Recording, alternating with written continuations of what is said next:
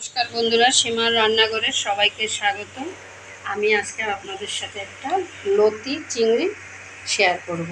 প্রথম থেকে লাস্ট অবধি দেখবেন। যদি ভালো লাগে লাইক কমেন্ট শেয়ার করবেন। নতুন বন্ধুদের কাছে অনুরোধ, আমার ইউটিউব চ্যানেলটা সাবস্ক্রাইব করবেন, আমার পেজটা ফলো দেবেন। এবার আমি কিভাবে বানাই দেখুন। লতিটা কিন্তু অনেকে লতি কাটতে ভালোবাসে না, লতিটা দোকানে বললেও কিন্তু কেটে দেয়, পয়সা নিয়ে নেয়। যাক, আমি এই যে লতিটা কেটে ধুয়ে নিয়েছি। এবার আমি লতিগুলো দিয়ে দিচ্ছি। আমি কিন্তু এটা একসাথে মাখিয়ে বসিয়ে দেব। আপনারা চাইলে মশলা কষিয়ে আলাদাভাবে করতে পারেন। যদি মনে করেন সেভাবে দেখতে চান, আমাকে কমেন্টে জানাবেন, আমি অবশ্যই আপনাদেরকে ওইভাবে রান্নাটা দেখাবো। আচ্ছা, এদিকে দেখুন চিংড়ি মাছও ধুয়ে একদম ফ্রেশ করে নিয়েছি। এবার আমি চিংড়ি মাছগুলো দিয়ে দিচ্ছি। আর চিংড়ি মাছের পিঠের শীটটা কিন্তু অবশ্যই ফেলে নেবেন, এটাই কিন্তু ক্ষতিকর। যে পরিমাণ লতি চিংড়ি নেবেন ঠিক সেই পরিমাণই মশলাটা দেবেন। এখানে আমার চিংড়ি মাছ তো জানেন ছাড়ালে কমে যায়, 500 চিংড়ি মাছ এটুকু হয়েছে ছাড়ানোর পর। আর এদিকে লতি আছে 700-র মতো।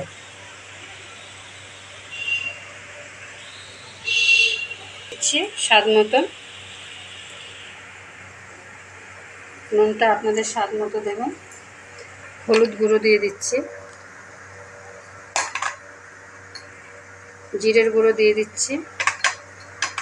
এখানে 2 চামচ লঙ্কার গুঁড়ো আছে, লঙ্কাটা আপনাদের স্বাদ মতো দেবেন। আমি কিন্তু হলুদ গুঁড়ো মোটামুটি ধরুন 4 চামচে 2 চামচ দিয়েছি। এখানে ধনের গুঁড়োটা আছে 4 চামচে 2 চামচ, জিরের গুঁড়োটাও মোটামুটি 1.5 চামচ। আমি 1 ইঞ্চির মতো আদা বাটা দিয়ে দিচ্ছি।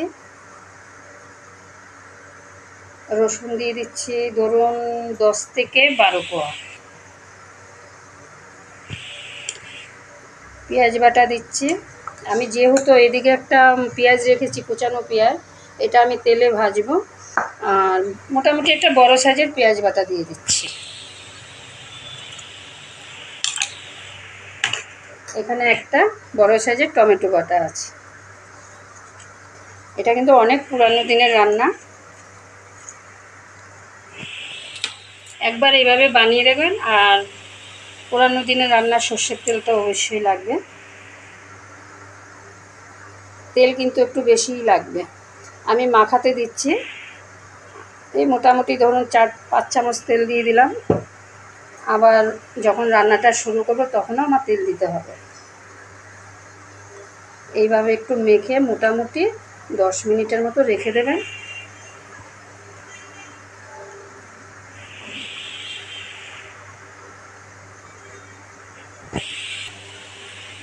দেখুন আমি 1 চামচ চিনি দিয়ে দিলাম, আপনারা না চাইলে দেবেন না, দিলে কিন্তু ভালো লাগে।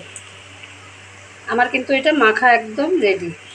এখন আমি 10 মিনিটের জন্য চাপা দিয়ে রাখবো, মানে ঢেকে রাখবো। দেখুন 10 মিনিট পর রান্নাটা বানাবো। দেখুন আমি 10 মিনিট এটা এই যে মেখে রেখে দিলাম। এখন আমি মূল রান্নায় চলে আসলাম। কড়াই বসিয়ে দিলাম, তেলও বেশ খানিকটা দিয়ে দিলাম। এবার তেলটা গরম হলে এই পেঁয়াজ কুচানোগুলো দেবো। একটু কিন্তু তেল বেশি লাগে এটার মধ্যে। আপনারা যদি মনে হয় কোনো প্রবলেম, কম তেলেও বানাতে পারেন, কোনো অসুবিধা নেই। আমি একটু বেশি তেলই দিয়েছি। আর এটা কিন্তু সাদা ভাতের সাথেই ভালো লাগে। এরকম একটা মানে রেসিপি থাকলে কিন্তু আর কিছু লাগে না আশা করি।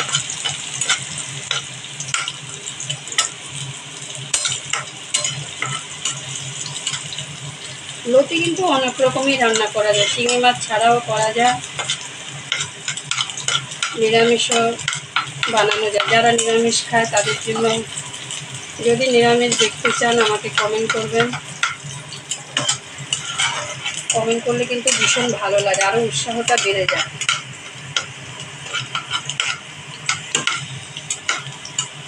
একটু বাদামি করে পেঁয়াজগুলো ভাজবো, বেশি কড়া ভাজবো না। দেখুন আমার পেঁয়াজগুলো ভাজা হয়ে গেছে। এবার আমি লতিগুলো দিয়ে দিচ্ছি।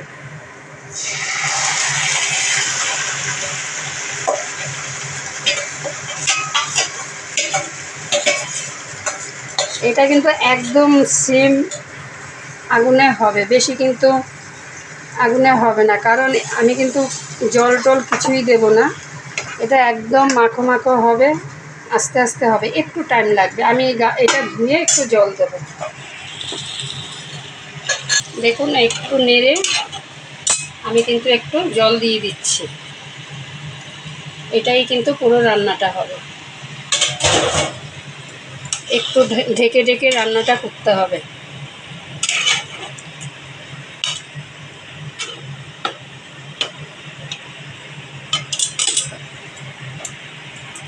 ওই 2-3 মিনিট পর পর ঢাকনাটা তুলে তুলে একটু নাড়তে হবে। আমি 500-তে দিয়ে দিলাম। দেখুন 500-তে দিলাম, আস্তে আস্তে হতে থাকে। চিংড়ি লতির কী অবস্থা! আমি কিন্তু মাঝখানে একবার নেড়ে দিয়েছি, একটু নাড়তে হবে তলায় যেন না লেগে যায়। লেগে গেলে কিন্তু পোড়া গন্ধ হয়ে যায়, আপনারা এটা জানেন। এটা কিন্তু আরও অনেকটাই টাইম লাগবে। এটা একটু ধৈর্য ধরে রান্না করতে হবে। গ্যাসে যদি বানান সেটা একদম গ্যাসটা সিম করে রাখবেন, আস্তে আস্তে লতিটাও সেদ্ধ হয়ে যাবে, একদম মাখা মাখা হবে। আমি কিন্তু আবার চাপা দিয়ে দিচ্ছি, আবার 5 মিনিট পরে ফিরে আসছি। চলুন বন্ধুরা দেখি, আমি কিন্তু মাঝে মাঝে একটু নেড়ে দিয়েছি। দেখুন আমার কিন্তু একদম লতি চিংড়ি রেডি। এখন শুধু সাদা ভাতের সাথে খাওয়ার অপেক্ষা। দেখুন একদম এটা কিন্তু এরকম মাখো মাখোই হবে।